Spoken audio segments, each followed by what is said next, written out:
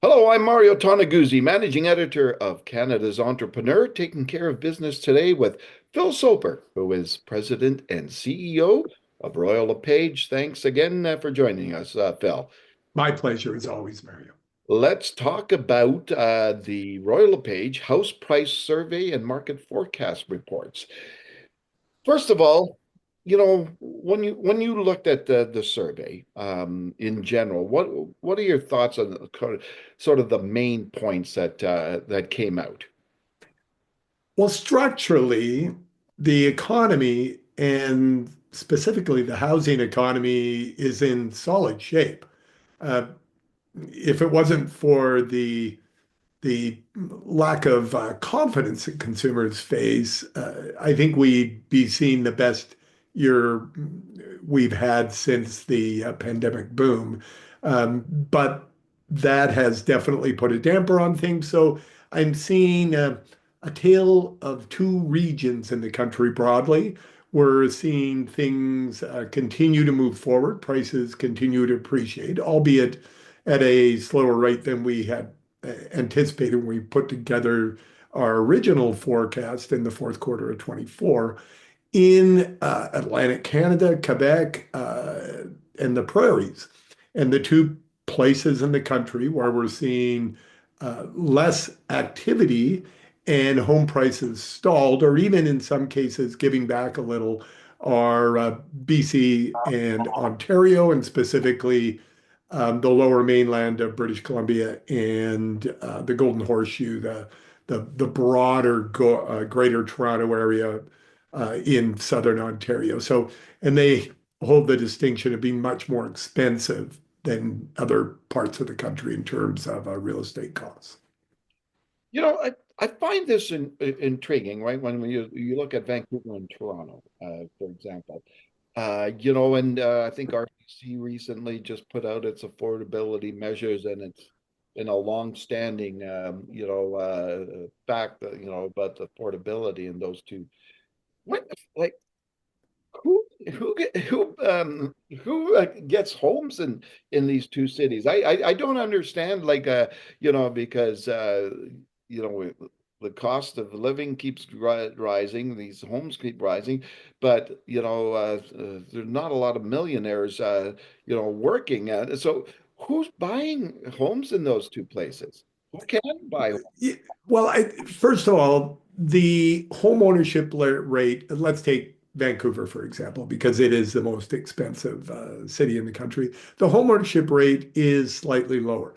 The key point there, though, is slightly lower. It's in, say, the 63% range, whereas overall in Canada, we're looking at 68%. So there's a material difference, but it's not like the majority of people, the majority of households in Greater Vancouver don't own their homes. They do. Two-thirds almost own their homes.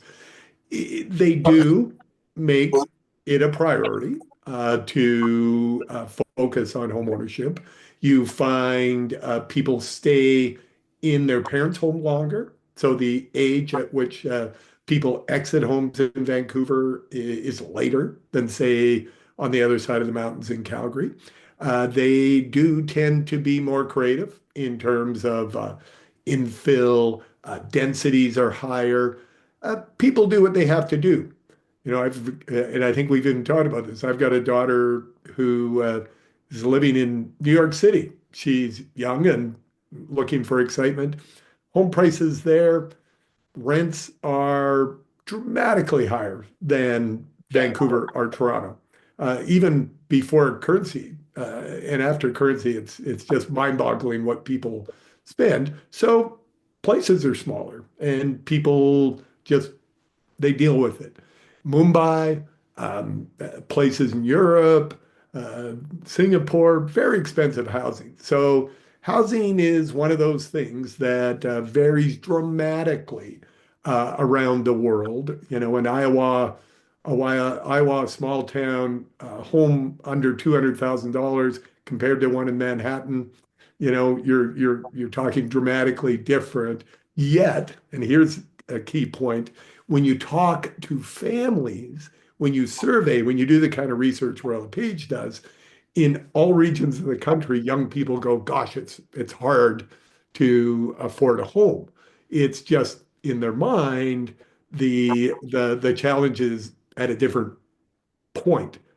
And a larger number of people in places like Alberta will get into home ownership, but it's marginally larger, maybe 4 or 5% more than you'd see in British Columbia. Yeah. Now, when you're looking ahead for the rest of this year, what are you folks forecasting in terms of sales and prices in the market? Yeah. This particular survey, we did something we don't normally do in that we did a completely separate consumer confidence survey. And Canadians are bifurcated. It's right down the middle. Half of them say, I don't care what's going on in the United States. I'm focused on getting into home ownership and my plans haven't changed. The other half are saying, oh my God, the sky is falling and I feel uncomfortable making a major decision right now. And this is reflected in our new forecast. So, although we're not taking it down dramatically, to year end 2025. We had been saying that home prices would appreciate by 6%, and we've taken it down to 5%. Under the covers, we've ratcheted back expectations in the Greater Toronto Area and Greater Vancouver to a greater extent than, say, the strongest appreciated regions of the country like Montreal or Quebec City. Quebec City, we've been seeing home prices rising in double-digit range, like 17% year over year. So people have to understand that what's happening in their community may not be reflected in those national numbers, and that it's important that they dive into the detail, talk to their experienced realtor, or look at the data on royallepage.ca. Yeah, like I want to go back to that the tariff thing, but what's also we've got a couple of things going on in this country, right? We got the tariff thing, got a federal election, right? And Yep. well, are people hesitant to make uh, big item purchases when you've got kind of that uncertain? Yeah, there's a parallel to equity markets. I was listening to an excellent podcast, just like yours, from the New York Times on the weekend that were diving into the cost of uncertainty to the world economy. Uh, Business leaders, CEOs around the world are saying this isn't the right time to be investing in new plants, spending more money on AI research. I just don't know what's going to happen. And experienced forecasters like our economists on staff or the big banks for forecasters, I'm sure even those in the Bank of Canada are saying, wow, what the wild cards with this new U.S. administration. It's like trying to predict wind direction in a tornado. You just don't know where things are going, so things are delayed.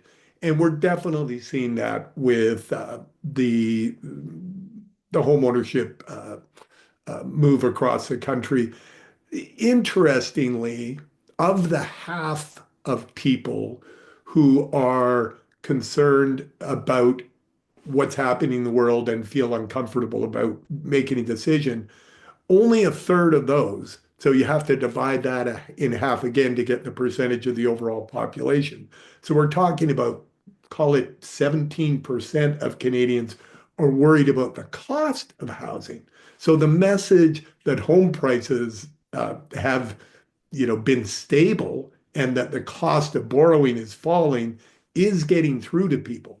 We're going into the fourth year where home ownership is actually getting more affordable, which I can tell you in my long career in this industry, there hasn't been a period of 3.5 years where home ownership has gotten more affordable over time. But it's true. People are saving more. Salaries and wages are outpacing the rate at which home prices are rising, and borrowing's getting cheaper. So most people have gotten that message, and it's more the broad uncertainty that's keeping them from acting rather than affordability concerns. All right. Thanks so much, Phil, for joining us today. My pleasure. It's Phil Soper, who is president and CEO of Royal LePage. I'm Mario Toneguzzi, managing editor of Canada's Entrepreneur. Thanks for joining us today.